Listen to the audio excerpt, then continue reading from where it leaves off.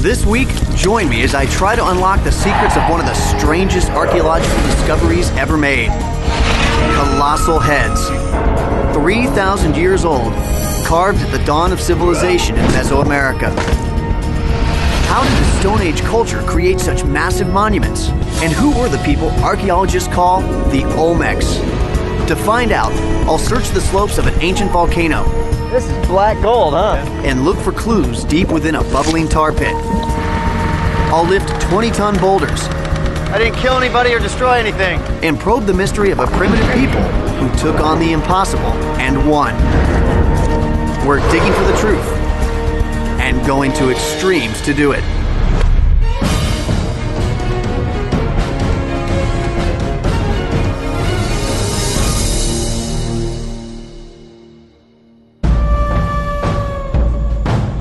Deep in the Central American jungle lies a mystery that has been puzzling archaeologists for decades. Colossal stone heads. Hi, I'm Hunter Ellis. This monolith is over 30 centuries old and weighs more than 10 tons. But who made it? And how? I've traveled to the heart of Mexico to find out the secrets of the kings of the Stone Age. They were the Olmecs, the people of the forest. To find them, we have to journey back through the civilizations that have come and gone in this land. The Aztecs are the most familiar. 500 years ago, they created a vast empire that covered more than 80,000 square miles. They built great cities, huge temples. They sacrificed thousands to their gods, then fell to the Spanish conquistadors. The Olmecs came before them. The Maya, too, share the Aztecs' renown, and also left a great legacy in stone. They ruled an empire that encompassed 100,000 square miles and more than 20 million people. Their temple walls tell us about the rise and fall of their gods and their kings. But go back further still. Centuries before the birth of the Maya and 1,200 years before the birth of Christ, the Olmecs emerged from the lowland jungles of modern Mexico. This was the time of Tutankhamun and Ramses the Great in Egypt. While here in Central America, there was only jungle until the Olmecs came. In terms of scale, the Aztec and the Maya civilization border on the epic, but size isn't everything. The Olmecs may have ruled fewer people, but they were also the first to rule. They are a people shrouded in mystery. The jungle has swallowed almost everything they made. In fact, no one even knew they existed until the first giant heads turned up. Colossal heads. Strange and disembodied. 17 of them. So far. The Anthropological Museum of Jalapa, Mexico is home to 6, the largest collection of Olmec colossal heads in the world. For curator Roberto Luna Gomez, these heads are his museum's greatest mystery. Hola, Roberto. How are you? Very good, thank you very much. Being that it was that long ago, how did they create these heads? What were their tools like? No metal tools. So this is all stone on stone? Only stones against stones, rock against rock. Roberto says its features were painstakingly carved by grinding and pounding. Who were these people? And what did these huge heads mean? As works of art, the heads are incredible. The largest weighs over 20 tons and stands over 11 feet tall. Every head wears a unique helmet, and every face is an individual. Stern, benign, powerful. As archaeological discoveries go, they're baffling. To find out more, I'm heading to the Olmec's first capital city, San Lorenzo. In their time, this was a swampy jungle. It's the worst place for archaeologists trying to find the remains of an ancient civilization. Human bones, textiles, wood, everything that's not made of stone or pottery simply rots away. Nothing like hiking through a jungle in 100% humidity. The first great population center in Central America lived at the top of this ridge. The Olmecs went on to build other cities in this region, but this is where it all began. This is San Lorenzo, what some believe was the first city in Central America. I know, I'm trying to find it too. It's hard to see the remains of a civilization here. Unlike Maya or Aztec ruins, all the Olmecs monuments have sunk deep into the soft jungle soil. 3,200 years ago, this ridge was surrounded by dense jungles, swamps, and rivers. Even today, it looks like an unpromising place to launch the first civilization in Central America. Just don't tell that to Dr. Ann Cyphers. She's been digging at San Lorenzo for more than 20 years and has a lot of respect for the Olmecs. What you're looking at is a site that's probably 7 square kilometers in size. How many people are we talking about? I mean, I look out and it's a huge plateau. On the San Lorenzo site itself, probably about 5,500 people. And of all the projects that have been here in the last 50, 60 years, we probably haven't even scratched 1% of the surface, or the subsurface. So there could be other colossal heads all around us that we haven't discovered. There could be incredible things. But since I'm going to have to dig in the dirt to find it out, it's going to take me a lot longer. So far, San Lorenzo has yielded 10 monolithic heads, but they weren't easy to find. The first heads were excavated in the 1800s. They were met with astonishment. Recovered from deep within the soil, nothing like them had ever been seen before. People were mystified. Speculation was rife. Why did they look so different? Had colonists from Africa carved them? Were they the work of survivors from Atlantis? But by the 1940s, archaeologists had gotten over their shock. They began to appreciate them as indigenous works of art and started calling the Olmecs of San Lorenzo the mother culture of Central America. It's a story Ann Cyphers knows better than anyone.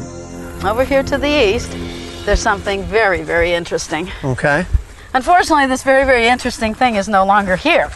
It's a huge hole. It's a huge hole, and it has something quite colossal in it. Ah, a colossal head, I'm guessing. You're so right. Now which colossal head came from this site? Colossal head number 8 was removed from this place. Now that's the beautiful one in front of the museum, right? That's right, the one as you go into the Jalapa Museum, that is the first head you see. And it came from there. Unbelievable. But what's even more fascinating about where it came from is the fact that it was buried, intentionally buried within an earthen platform. In other words, that means it was hidden. So you couldn't see it. It was placed on the ground, and then the platform was built over it, so that it was completely encased in dirt, and so it was totally invisible to people. So it was like a memorial in a sense. Exactly, like a memorial, something with a high degree of symbolism. And interestingly, it's on the east. The east, the sunrise, the place of the ancestors, perhaps. Amazingly, it wasn't the passage of time that concealed it. This colossal carving was deliberately and ceremoniously buried. All the other heads show signs of weathering and erosion. But not this one. It's unique. A singular Olmec mystery. But even if their giant monuments can be uncovered, their daily life remains a puzzle. One that archaeologist Carl Wendt wants to solve. He studies the materials the Olmecs had on hand and how they used them. He says the Olmecs had one signature resource that I need to see for myself. All right, so what do we need? See buckets. Okay. See some shovels. And it looks like he has something messy in mind. That's about it. Got your boots. Boots? How come there's only one pair? Yeah. Is this the new guy thing? Yeah. Guess I'm getting dirty. Ugh. We walk into the nearby field. When the Olmecs came here, they didn't hike through farmland. They hacked through jungle. Whatever was here was valuable. Okay. And it still is. And check this out. Whoa. It's a lake full of tar. This is awesome. Black gold, huh? Yeah, this is the stuff. God, I can see it bubbling to the surface right over there. That is so cool. More or less, it's crude oil. You know, it's the stuff that just kind of oozes from the ground. Just go ahead. Like ice, where you're going to break through at any moment, is it? No. Okay. No, this is. Just be careful though, and yeah, don't lose your footing, because I left the rope in the car. So is this flammable? You know, it is, but you have to. I've found in my experiments we have to get this at a pretty high temperature before it actually starts to burn. So we're safe for now. We're safe for now, but if you lit a fire and threw this on a fire, yeah, it'll burn. Carl says the whole region is dotted with seepages like this, surrounding the Olmecs site at San Lorenzo. Okay, so how do I want to do this? This is the heart of modern Mexico's oil country. Here, the crude oil just wells up to the surface and congeals. Sample of the water roll off a little bit. There you go. Oh, look at that beautiful sludge. Oh, you can see the water just bead right in front. Yeah. Oh, wow. How many different ways could they have used this? You know, we know that they used it for decoration, for example, on figurines and things like this, as a paint. We know that they've used it for adhesive. You know, all sorts of different kind of multi-purpose material. I mean, just as people today would use it. It's the glue. It's their duct tape. It's their duct tape. A million uses for it. That's it. It turns out that people have been using asphalt for millennia, especially here in Central America. For Carl, fragments of asphalt found far from San Lorenzo are invaluable. These chunks were once collected and processed by the Olmecs. Most of their artifacts rotted away a long time ago. But a whole range of Olmec materials, primarily wood and textiles, have left impressions in asphalt. That shadowy presence provides an insight into Olmec daily life. So tell me what you're able to learn about the Olmecs by studying a site like this. Well, you know, one of the things that I've been doing as part of my work is not only trying to do experiments to see how they process the material, but I've been doing some research on trying to source analyze the material. In other words, we have the artifacts from the excavations, and I've been able to trace back some of the artifacts, the asphalt artifacts, to particular areas where seeps are from. And that tells us about trade patterns, exchange, interaction, all these types of things that are really difficult for archaeologists to understand. From studying artifacts like asphalt, archaeologists are getting a clearer picture of how the Olmecs traded their raw materials and finished products. They've discovered that the Olmecs traded goods over hundreds, if not thousands of miles. Well, looks like we got our 2 buckets. Is that enough? I think so. And I'm already dirty. All right. Well, I'm stuck. So let's unstick our way out of here. All right. Sounds good.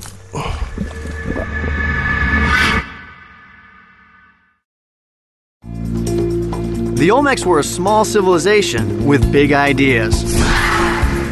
They created huge stone monuments. But their culture remains one of Central America's greatest mysteries. Many of their secrets are still buried in the remains of their first city, a place that archaeologists call San Lorenzo. So that can be picked up. Ann Cyphers is piecing together what this settlement looked like. She does it by taking soil core samples throughout the 30 square mile site.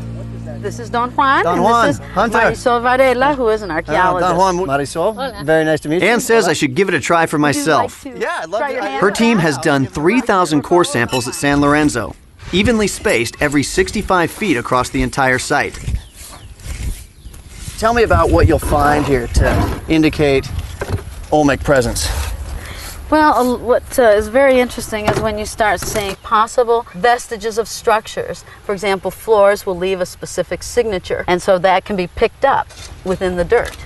Tell me the difference you'll see. Like, how can you tell if you hit a structure? What is the change that you notice? Well, usually it's house floors. You can find the kind that are made of a blood red sand plaster or an orange sand plaster, or there are then stone pavements, and the core bucket will just bite right through it. And as you pull the dirt out, it's very clear to see that you have gone through a floor. So the red will stand out, the bentonite will stand out, and then you know that at that depth you have a structure. That's right. You need to measure and find out how deep you have gone with your bucket. Okay, so each sample you take, you'll measure the depth so you know what you found where. Okay, we're looking at about 31 centimeters or so. No, not about or so. Okay. We want an exact Very measurement. precise. Okay, very precise. I'll go right back in here. Okay, 31 centimeters. Very good, Hunter.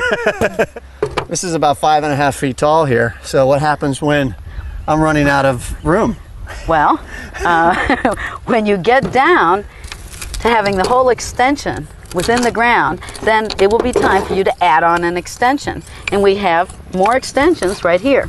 Manually, we've gone down to about 18, 19 meters. No kidding? No kidding. It's like 60 feet. You do that by hand? Do it by hand.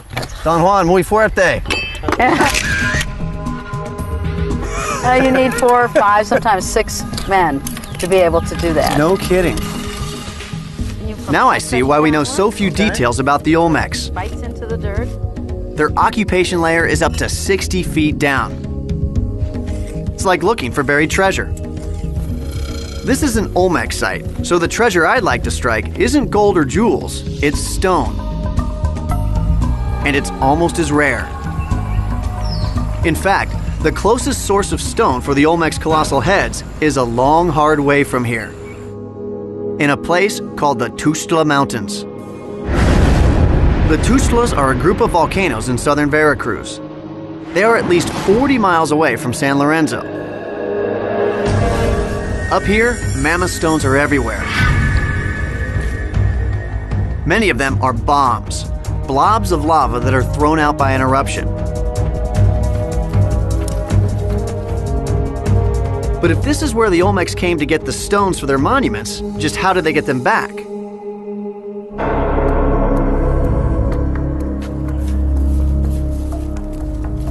The Olmecs didn't select just any type of rock to make their colossal monuments.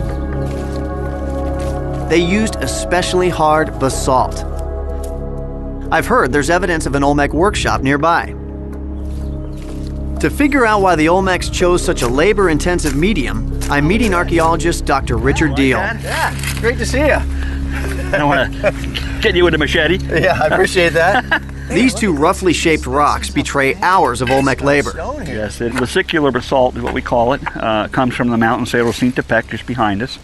Does this have a carved head anywhere? Did they get that far? No, they didn't. What I'm sitting on here would have been the top. Okay.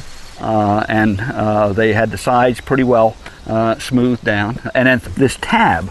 I wonder what that is. Well, we don't know. I suspect that was left on purposefully at this point in the manufacture to help move it. That is, it may have been a tie down or something. Something they could actually hold on to, exactly. attach something to. It seems I mean, to make sense. this is a stone in the midst of manufacture. That's what's really neat about it. Right. It's not that it's particularly beautiful, because man, it isn't. But it shows you some of the process of manufacturing. Archaeologists found this stone in 2 pieces, but by lining up the sculptor's marks, they can see how the smaller slab once rested on the base.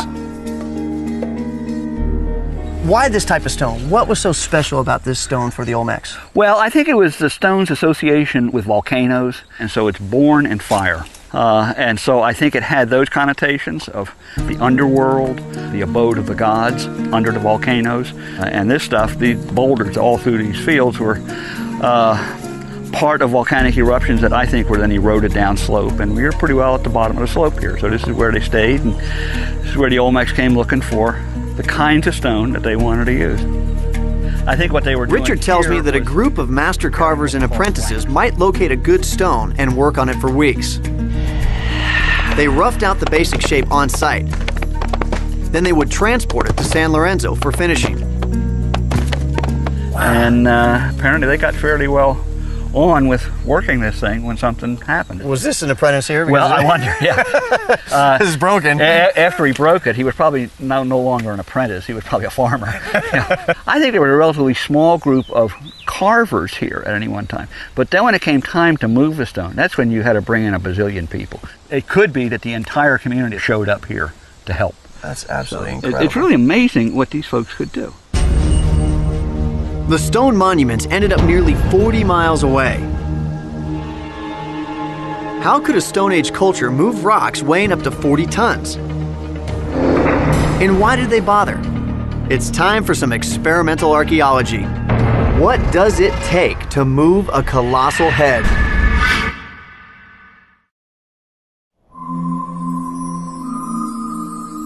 Before the dawn of the Olmecs, the peoples of Central America lived in small groups. They survived by hunting and gathering and small-scale agriculture. Populations were sparse. There were no leaders with huge labor forces under their command. Then in 1200 BC, the Olmecs emerged from the jungle and established Central America's first political center, a city filled with powerful monuments. What exactly sparked this dramatic development? We may never know, but they left us some pretty large clues. Hefty ones, too. And carving them was only half the battle. How did they move these massive rocks to their capital, which was in the middle of a swamp and 40 miles away? Today, it's a piece of cake. All it takes is a phone call. Let's pick one up and get a sense of the size we're talking about here. Now this is a good rock for a colossal head. Esta roca, por favor.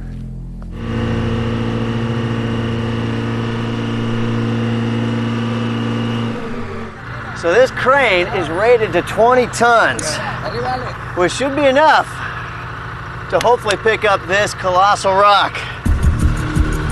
Guess we'll see how well these straps hold. The crane shouldn't have any trouble with this rock, but I'm not so sure about using a single nylon strap.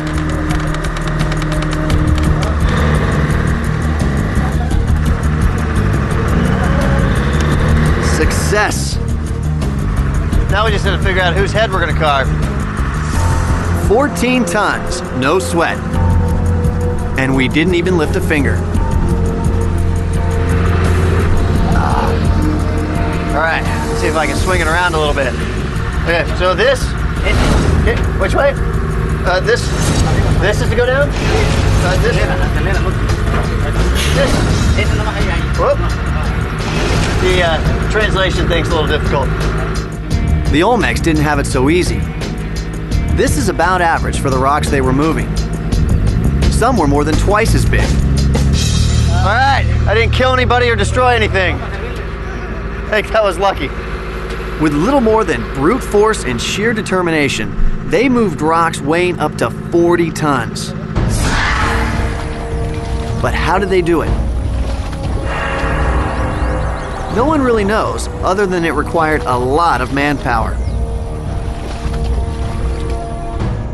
Still, Dr. Carl Wendt has some ideas. It's definitely not an Olmec head. No, it's not an Olmec head, but I think you'd be surprised. Yeah. Yeah. So, how much do you think each one of these weighs? You know, I'm guessing probably around a half a ton. Okay, so about 1,000 pounds, and so some of the smaller Olmec heads weighed how much? Much more, you know, 7, 8 tons. Okay, so I mean we're talking about like 14 to 20 times this size, Sure, basically. sure. But we're starting small. I'd like to see what we can do on our own here first. All right, all right. Well, okay. Might seem a little bit crazy, but when you stop to think about it, what tools did the Olmecs have? They didn't have metal tools, but maybe they had ropes braided from liana vines, or wooden levers. And a little leverage can go a long way. What did other cultures do? Well, you know, that's a good point, because you know, one of the ways we get ideas about how the Olmec moved it is by looking at other cultures. Other cultures used a number of different devices to actually reduce, again, the friction and ease the pulling of these stones.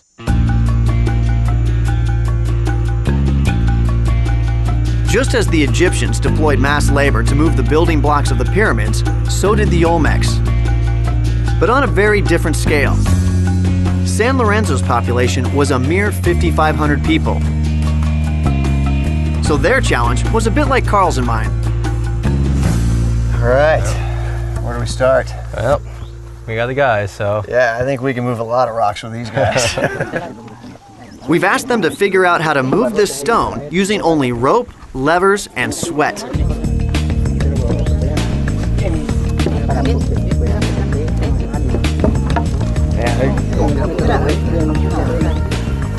I mean, the amazing thing is that look how many guys it's taking to move these small rocks. Yeah. So, I mean, I'm just picturing just hundreds of Olmecs now trying to move stones 10 times this size. That's one thing, and there's been estimates dug that one man, say could probably move about 50 pounds over a long distance, and say maybe about 100 pounds over a short distance. So that's sort of how we did some of the calculations. Extrapolating from what one person can accomplish, archaeologists have calculated that more than 1,000 men might have been needed to drag a stone that weighed 40 tons. That's a couple of full garbage trucks. The move might have taken place in stages that lasted well over a year. We got about 17 guys moving this rock. Sliding it. The Olmecs probably needed as many people again to feed them, prepare shelters, and clear the road. They're moving it, but it's kind of slow. So I think we should change techniques a little bit and put it on some sort of a sledge.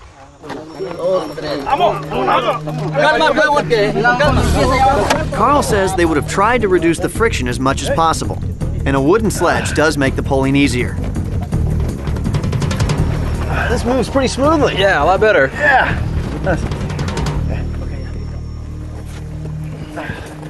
And remember, they never invented the wheel.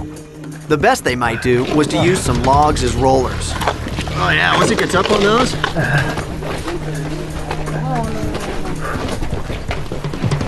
I'm beginning to get a true appreciation of all the obstacles the Olmecs were up against. But the really big invention of the Olmecs was in their organization of human labor. Even using all the materials the Olmecs had available to them, moving a stone like this in this environment is a tough job. But what's even more mysterious is what they did when they arrived at the swamps and rivers, because around here, they're everywhere.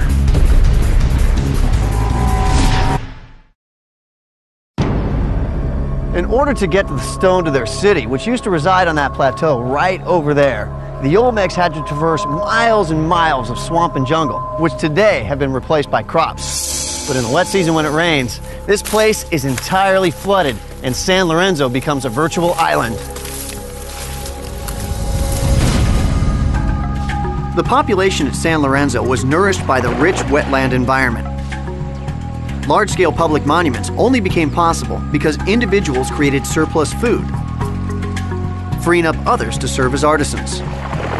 Even today, one man with a net can gather a lot of food. I want to see how. So I thought I'd meet up with one of the locals to see if he could show me the ancient art of net casting.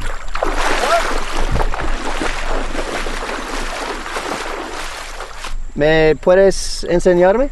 ¿Me puedes enseñar? This is going to be really interesting because my Spanish is horrible. So curl it up. The Olmecs probably fished pretty much the same, but I bet they were a lot better at it. This is really complicated. I have no idea where any of this is going. So, otra vez? Though their nets have rotted away, ceramic beads have been found that may have been weights for nets like this. Ah! Beginner's luck!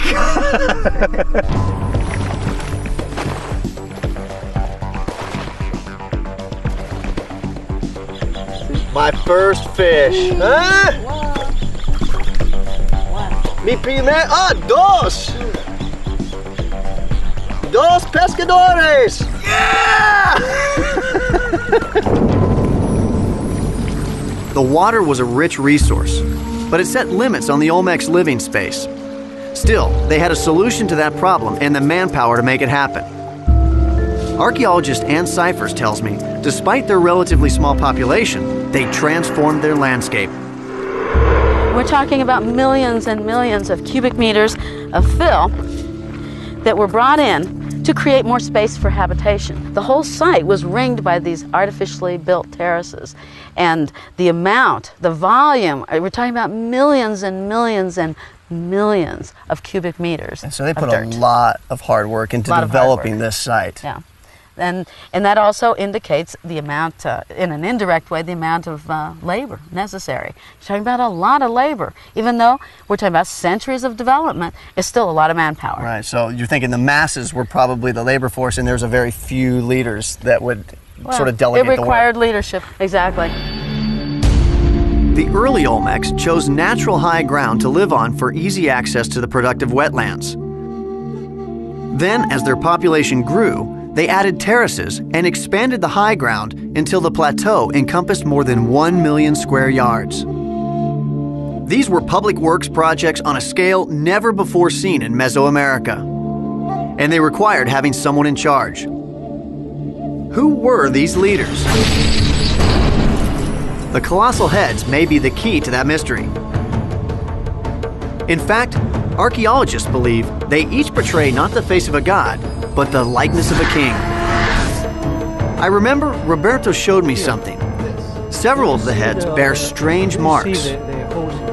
Do these traces indicate that there was something else here before the head was made? The answer was only recently discovered, and it adds a totally new dimension to our knowledge of the heads.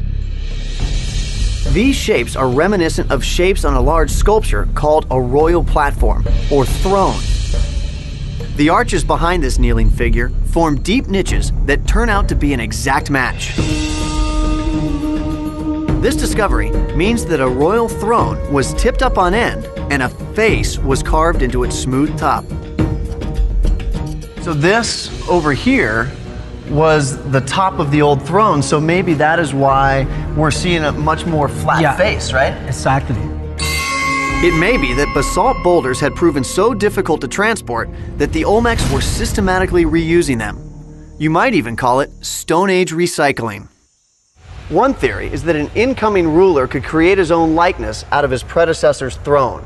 Another is that an inauguration throne could be used to create a likeness upon a ruler's death. We just don't know. One thing's for sure.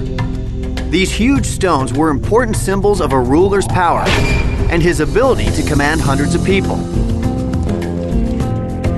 The Olmecs were masters at exploiting everything in their environment, and they had the manpower to think big. Using sledges or rollers and brute force, they pulled their massive rocks from the mountains. But when they reached the rivers and wetlands, it was time for a very different tactic. I'm meeting up again with Carl Wendt to test some of his theories of what the Olmecs did next. Hey Carl, how's it going? How you doing? Looks like everybody's hard at work here. Yeah, we're doing some experiments. We're trying to get an idea of how the Olmec moved their stone. The thing is, we don't really know, and that's one of the main problems. One of the ideas that I have is that they might have actually transported it for some period of time on water. Well, can you show me what you guys are doing then? Yeah. Okay. The Olmecs must have been expert boat builders.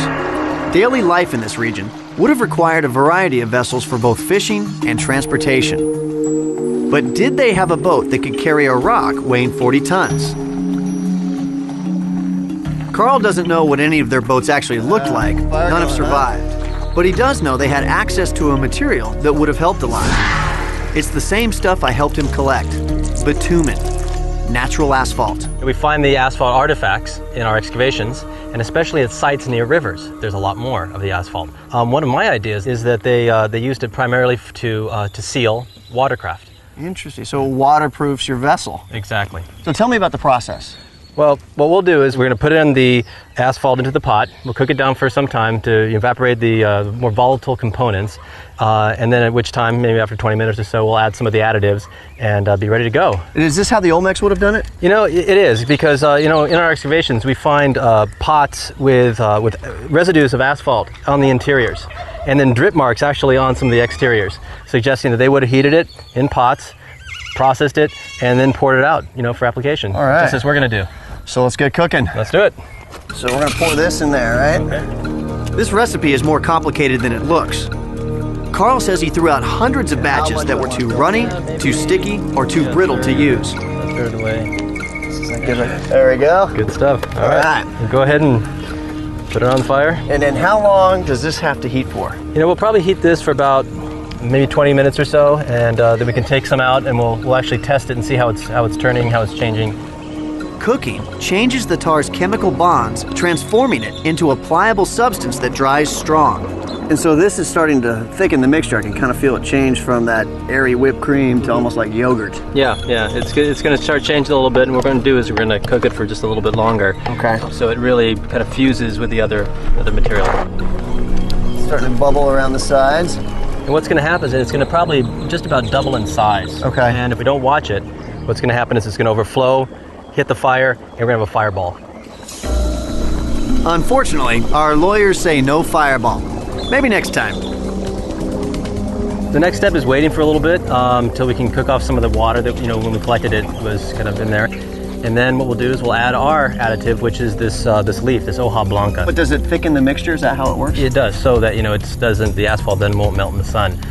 And well, I'm melting in the sun right now. This is a hot business. Yes, indeed. The Olmecs used any leaf that was handy, or sometimes sand or dirt. Adding other materials to the mixture while it's cooking reduces the time it takes to thicken and the amount of wood needed to fuel the fire. There's little difference between the asphalt the Olmecs made 3,000 years ago and the stuff we pour on our roads today.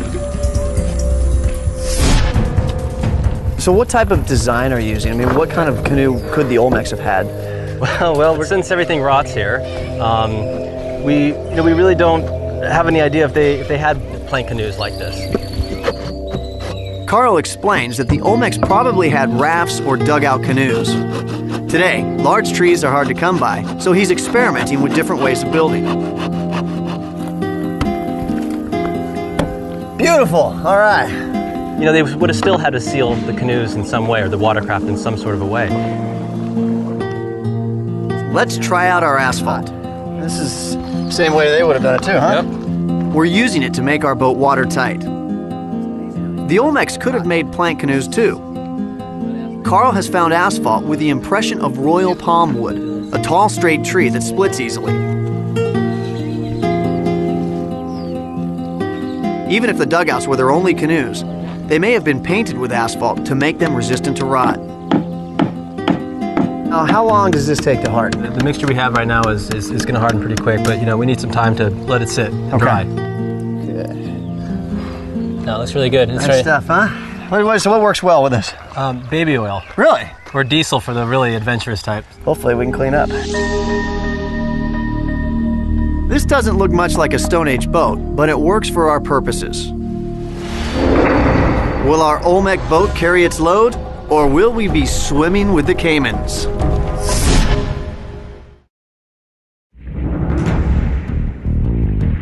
"3,000 years ago, the Olmecs were moving 40-ton blocks of stone over miles and miles of swamps and rivers, and they would have needed watercraft big enough to float a giant rock.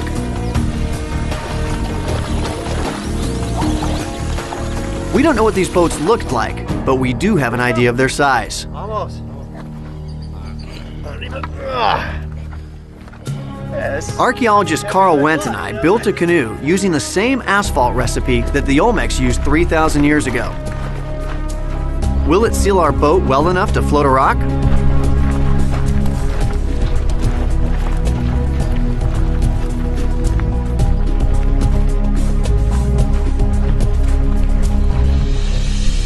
We're at the Chiquito River near San Lorenzo. Rivers snake all through this region. A water route might have meandered, but it would have been a lot more efficient than dragging over land. Archaeologists have even suggested that the Olmecs floated their rocks into the Gulf of Mexico and then up the Coatzacoalcos River.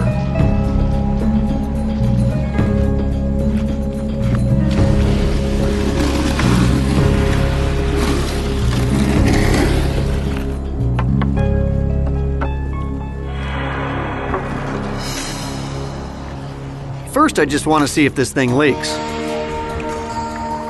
So far, so good. It's waterproofed, huh? How do you Right. feel about putting a big stone in here? Oh, I don't know if that's a good idea yet. I think if we put the stone in, you'll have to go by yourself. This is about the size of a small utility vessel. But the Olmecs may have had canoes up to 50 feet long for their trade routes. Still, floating a 20-ton rock would require an even bigger boat than that. Our small canoe can't even support this relatively small stone. We need a lot more buoyancy. I think what we'll have to do is we'll put a couple of these together, lash them somehow. Okay. We'll get some rope, and then we can maybe get some sort of a platform, built. And that'll spread the weight out over a greater area there. I think so. Yeah, because I don't think we're going to do anything with this. No, this is a little unstable. By itself, right? All right, some work to be done. Let's Yep, get to work. Let's do it. Yeah, check this out. Now this is a boat. Yeah. Man, this is Wow. sturdy. They did a nice job. Yeah, it is tall. Now, how many people can they put inside of each of these canoes? I'd say probably safely around 5, 6 maybe. Okay, so that's roughly, we're dealing with about 750 each and just over 2,200 pounds or so. Think we can move a big stone this way? You know, to tell you the truth, this feels pretty solid. I'm pretty optimistic. Should we put it to the test? Let's do it. All right, Okay. let's do it.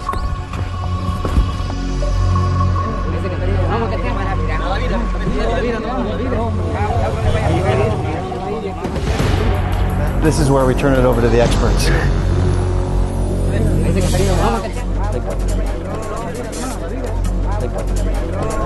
What's happening now is what happens all over the world. Everybody has an opinion on how it should be done. So they're sorting it all out, and we'll see the results.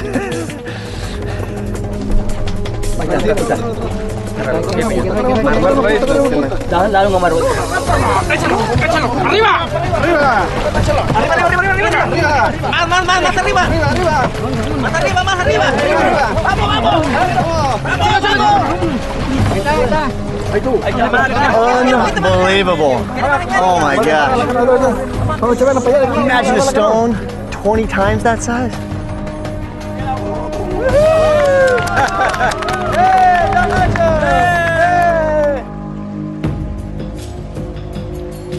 Our calculations were close to dead on, but we're a little unbalanced. Between the stone and 3 guys, we're on the verge of taking on water. But the Olmecs knew what they were doing. Once we load the stone onto the raft, it not only moves along easily, it also requires a much smaller team. Now the number crunching can begin. Our half-ton stone required 3 15-foot canoes. A stone 80 times this size would need 240 of these canoes lashed together. But if the Olmecs had 50-foot dugout canoes with a capacity of 3 tons, then they'd only need 14 boats. That's a little bit easier to picture. It would utterly dwarf our boat. 3,000 years ago, the Olmecs brought their colossal rocks down from the volcano. Their rulers were the first to organize and inspire a population to attempt gargantuan public monuments that would project their newfound power. They created the first great civilization in Mesoamerica, one that influenced the Maya and the peoples who came after. The colossal heads are artifacts the likes of which had never been seen before or since. Even today, they're all that many of us know of the Olmecs, the immortal ambassadors of the kings of the Stone Age.